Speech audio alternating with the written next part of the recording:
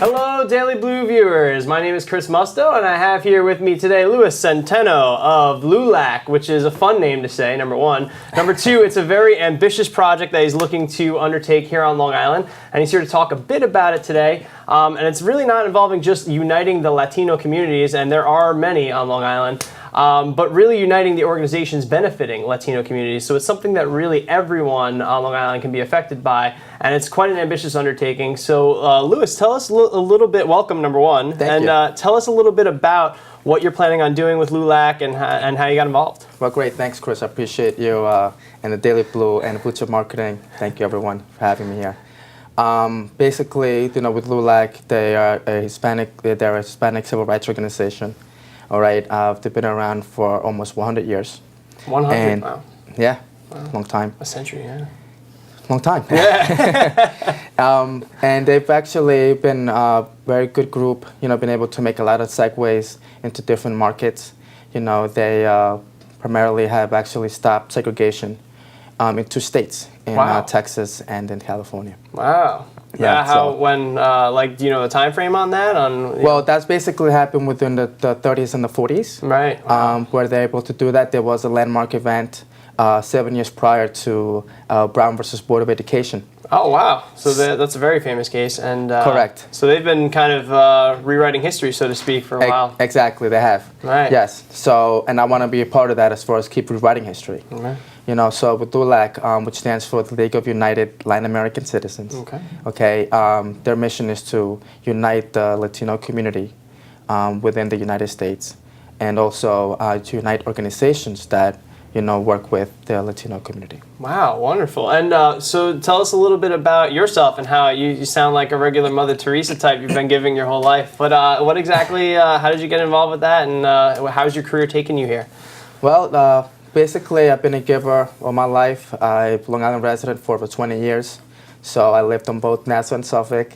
So I've seen the challenges that, you know, can come across, you know, the Latino community.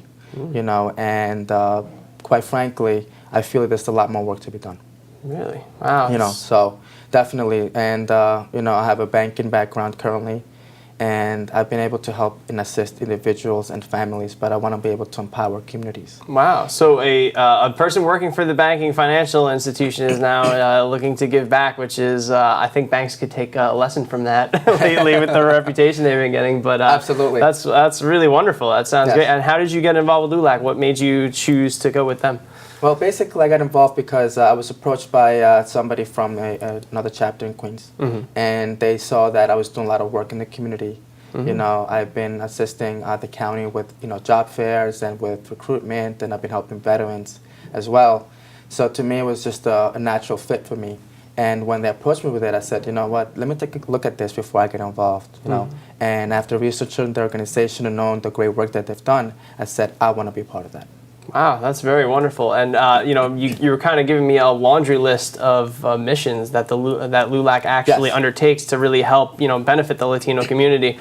What are some of the immediate impacts you're looking to make on Long Island? You get this thing up and running. Right. What are some of the short-term goals you're going to be looking to accomplish? Well, I mean, I have short-term and long-term goals. I mean, I think immediately it's just to raise awareness to what LULAC is about and what they can do to the community here on Long Island. Right.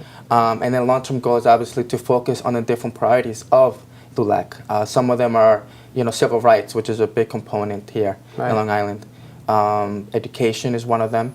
In fact, less than 50% of the Latino community have a high school diploma or equivalency. Wow. You know, so to me, it's about trying to give them access to education that they need. Right. You know, as far as business ownership, you know, economic empowerment is one of the priorities of LULAC. So that's one great way to get them up and running. Wow. You know, less than 10% of the businesses in Long Island are Hispanic owned, Latino owned. So, you know, that's one of the other areas. You know, so many different programs that they have. You know, health is one of them. Health is very important here in Long Island as well. Huge, and it's been a buzzword lately, that's for sure. Absolutely, especially with all the Obamacare and the regulation that's involved. You know, we want to be able to give the Latino community access to that, you know, in a way that they can feel comfortable coming to someone and say, hey, I need this. Sure. You know, other areas that they work on is the civic participation. It's very important that they understand their role in the community. Right. you know, and when you say civic participation, do you mean as far as community service or voting or all of it? All of it. Yeah, that's all part of it, right? Right. You know, as far as being able to become a citizen. Yeah. You know, that's one of the areas, because without that you can't vote, right? Right. And so that's one way to voice your opinion and have a right to be able to, you know, have a say in what happens here locally, right, and also, you know, within the state. Right. So wonderful. So, you know, basically just here to let people know about the organization. You know, it's a great organization to be a part of.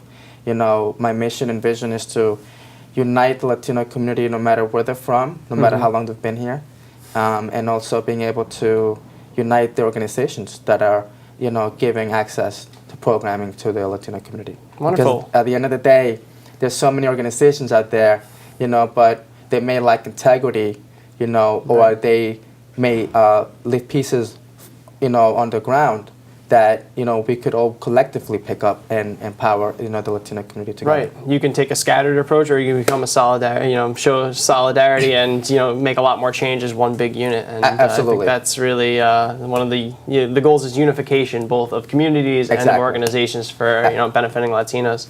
Absolutely. I think that's a really wonderful mission. When are you looking to get this off the ground and really get rolling? Well, as soon as possible. I think that hopefully this month, you know, God willing, we'll be able to, you know, get this up and running, and then we'll be able to eventually reach out to the community, do an introduction to both sides of the island, and get the support from the community, you know, political leaders, religious leaders, educational leaders. Yeah. At the end of the day, this is the only way we're going to raise awareness, is by getting the key people involved. Sure. And what are some of the avenues you're taking to kind of get those, get the attention of those leaders? Are you looking to, are you going to be lobbying? Are you going to be going, you know, out there and kind of, you know, canvassing, or, you know, what are some of the approaches you're going to be taking? Well, I mean, obviously, you know, one of the approaches is reaching out to, you know, my legislator, reaching out to different people in the community, you know, political leaders, government leaders, and religious leaders, let them know, listen, you know, we need to go out here and do something about this. We need to let your constituents know, you know, in the community about it, right? So I've been kind of making phone calls, and I've been reaching out to people, you know, and thanks to you guys, we'll be able to have another way of, you know, reaching out to via your social media and things like that. We didn't pay him to give us that plug. Thanks, Chris. But yeah, so just essentially just reaching out, you know, just one person at a time. You know, if I have to knock on doors, I will, because at the end of the day, you know, in order for us to make a difference, we have to be different. Yeah, that's really, really wonderful. And how can people get in touch with you if they want to know more? It sounds like this is something everyone could benefit from. How can they get in touch with you? The best way to get in touch with me is through via email. It's LULAC, that's LULAC, Long Island, LONGISLAND, @gmail.com. Again, it's LULAC, Long Island, @gmail.com. That's the best way right now. All right, wonderful. So this has been Louis Centeno here today on the Daily Blu, talking about LULAC, and you can look for it this coming month. And I encourage everyone. It sounds like anyone of the Latino community can reach out to you, and you can really help make a difference, and you know, create that.